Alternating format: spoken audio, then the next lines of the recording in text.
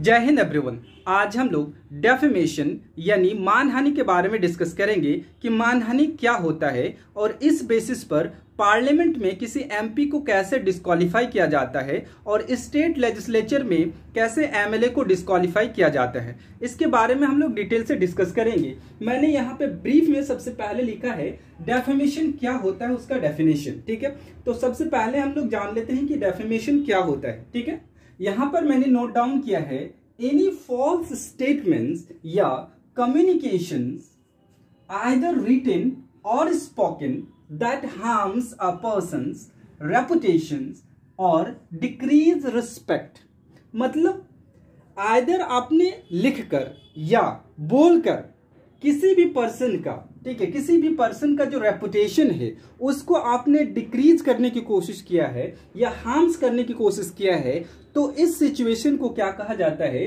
Defamation कहा जाता है। और जिसका रेपुटेशन हार्म हुआ है वो कोर्ट जा सकता है और डेफेमेशन का केस कर सकता है। इसी प्रकार से राहुल गांधी जी ने 2019 में एक स्टेटमेंट दिया था। ठीक है, उस कमेंट की वजह से उन पर जो है एक गुजरात का एमएलए है बीजेपी का, उन्होंने डिफेमेशन का केस कर दिया था। उस केस के बेसिस पर राहुल गांधी जी को 2 साल की सजा हुई है। ठीक है, यहां पर हम लोग डिस्कस कर लेते हैं। Rahul Gandhi disqualified as Lok Sabha MP, ठीक है, after Surat court verdict because of his conviction in a 2019 criminal defamation case. ठीक है, उन्होंने एक कमेंट किया था 2019 में, 4 साल के बाद उसको जो है सजा हुई है।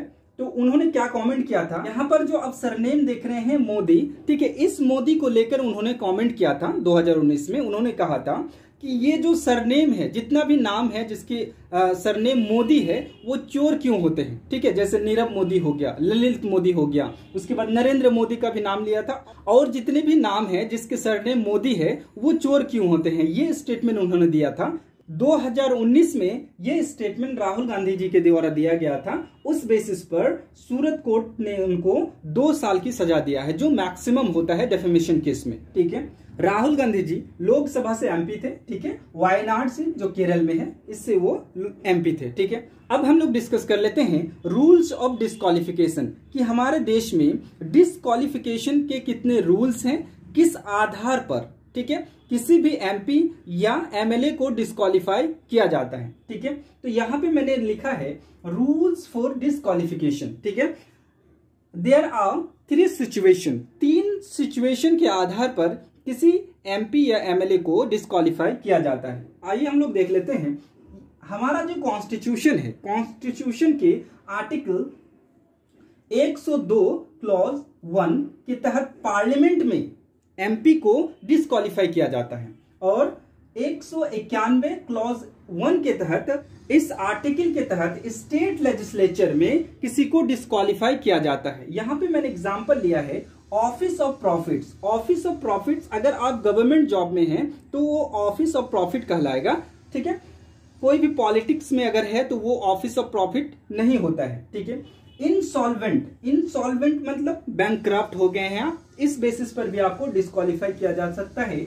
अनसाउंड माइंड, यानी अगर आप पागल हो गए हैं, इस बेसिस पर भी आपको डिस्क्वालीफाई किया जा सकता है। अगर आप पार्लियामेंट में हैं तो आर्टिकल 102 क्लॉज ए के तहत, अगर आप स्टेट लेजिस्लेचर में हैं तो आर्टिकल 191 क्लॉज ए के तहत आपको डिस्क्वालीफाई किया जा सकता है। ठीक है, डिस्क्वालिफिकेशन का सेकंड सिचुएशन है, मैंने यहाँ पे लिखा है 10 शेड्यूल। ठीक है, हमारे कॉन्स्टिट्यूशन के 10 शेड्यूल में ये मेंशन किया गया है कि अगर कोई कैंडिडेट है, अगर वो अपनी पार्टी को चेंज कर देता है, मतलब किसी पार्टी से इलेक्शन लड़ा, उस पार्टी को छोड़कर वो किसी अन्य पार्टी को ज्वाइन कर लेता है, तो इस आधार पर उसको जो है डिस्क्वालीफाई किया जा सकता है। मान लीजिए वो रिजाइन कर दिया, तो रिजाइन करने पर भी उसका वो डिस्क्वालीफाई हो जाएगा। उसके बाद है वोट अगेंस्ट पार्टी। मान लीजिए कि आप बीजेपी का है और बीजेपी के अगेंस्ट में आपने वोट किया, तो इस आधार पर भी आपको डिस्क्वालीफाई किया जा सकता है। और डिस्क्वालीफाई का काम कौन करता है? ये प्रेजाइडिंग ऑफिसर के द्वारा किया जाता है। अगर आप पार्लियामेंट में यानी लोकसभा में हैं तो लोकसभा स्पीकर के द्वारा आपको डिस्क्वालीफाई किया जाएगा। अगर आप राज्यसभा में हैं तो आपको राज्यसभा चेयरमैन के द्वारा डिस्क्वालीफाई किया जाएगा। ठीक है, यहाँ पे 2 आधार हो गया, यानी आर्टिकल 102 क्लॉज ए के तहत पार्लियामेंट में और आर्टिकल 191 क्लॉज 1 स्टेट लेजिस्लेचर में और 10 शेड्यूल के द्वारा किसी कैंडिडेट को डिस्क्वालीफाई किया जा सकता है। यहां पर मैंने नोट डाउन किया है रिप्रेजेंटेशंस ऑफ पीपल एक्ट 1951। ठीक है, इस एक्ट के तहत किसी को डिस्क्वालीफाई कैसे किया जाता है उसको हम लोग डिस्कस कर लेते हैं।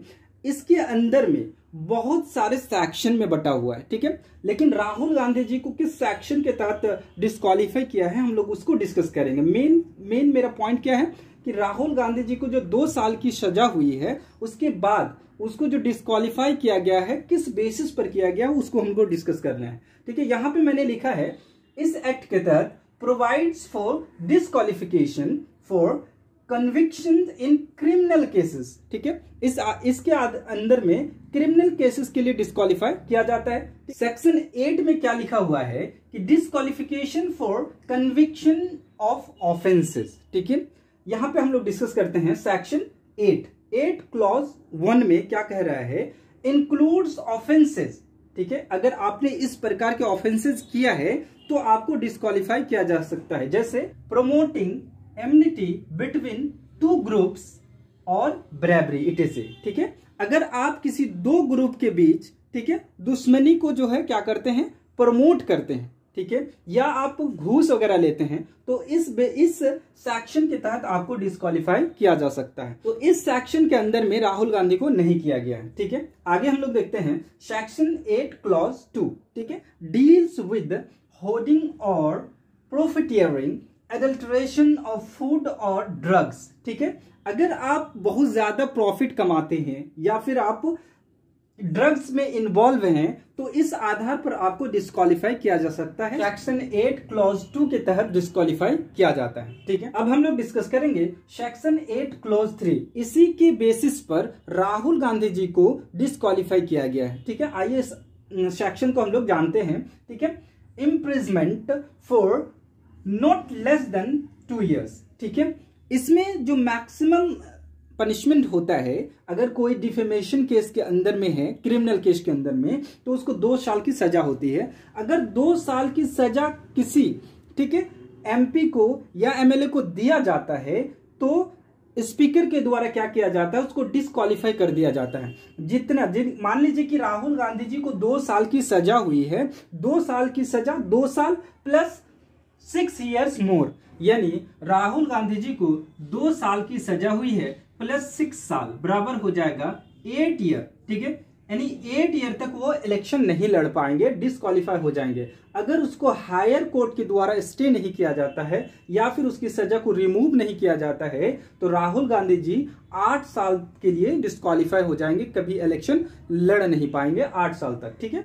लेकिन अगर हायर कोर्ट के द्वारा इस जजमेंट को, सूरत कोर्ट का जो वर्डिक्ट है, इसको अगर स्टे कर दिया जाता है, मान लीजिए सुप्रीम कोर्ट के द्वारा स्टे कर दिया जाता है, तो फिर क्या हो जाएगा, ये इलेक्शन लड़ पाएंगे, इस सजा को वो रिमूव कर देंगे। ठीक है, सजा को रिमूव कर देंगे, इलेक्शन लड़ पाएंगे, लेकिन जो वायनाड सीट से वो लोकसभा सांसद है उसको वो सीट वापस नहीं मिल पाएगा, दोबारा उसमें इलेक्शन होगा। ठीक है, अब हम लोग डिस्कस करेंगे सेक्शन 8 क्लॉज 4। ठीक है, इसमें कहा गया था कि अगर किसी को 2 साल की सजा हो गई है तो 3 महीने तक उसकी सदस्यता नहीं जाएगी। ठीक है, लेकिन इसको जो है 2013 में सुप्रीम कोर्ट ने इसको अनकॉन्स्टिट्यूशनल कहा है। ठीक है, यानी स्ट्रक डाउन कर दिया गया है, इसको रिमूव कर लिया गया है। ठीक है, इसमें कहा गया था कि अगर किसी को सजा हो जाती है 2 साल के लिए तो 3 महीने तक वो डिस्क्वालीफाई नहीं होगा, ये कहा गया था सेक्शन 8 क्लॉज 4 में, लेकिन सुप्रीम कोर्ट ने 2013 में इसको रिमूव कर लिया है। ठीक है, lily Thomas versus union of India